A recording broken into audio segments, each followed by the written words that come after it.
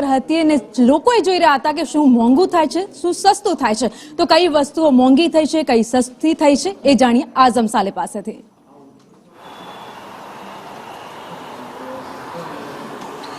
દેશનું સૌથી મહત્વ હોય તો તે બજેટ હોય છે અને નિર્મલા સીતારામનજીએ આજે વર્ષ 2025-26નું જે બજેટ રજૂ કર્યું છે એકંદરે એ સારું બજેટ છે એવું ગૃહિણીઓ અને વેપારીઓ પણ જણાવી રહ્યા છે, કારણ કે વધારે સસ્તી વસ્તુઓ દેખાઈ રહી છે, મોંઘી વસ્તુ ઓછી દેખાઈ રહી છે। સારી વાત એ છે કે આ બજેટના અંદર 12 લાખ સુધીની આવક પર કોઈ ટેક્સ નહીં તેની જાહેરાત કરવામાં આવી છે અને સાથે જ એમને બજેટમાં મોબાઈલ ફોન, ટીવી અને મોબાઈલ બેટરીના ભાવમાં ઘટાડો થશે તેવી જાહેરાત કરી છે।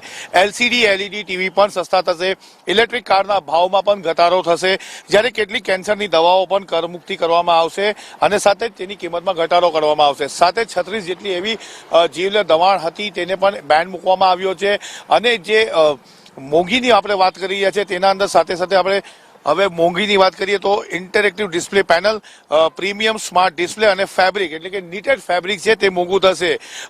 ફ્રોઝન પીસફોર્સ, કેન્સરની દવા, તબીબના સાધનો પણ સસ્તા થશે।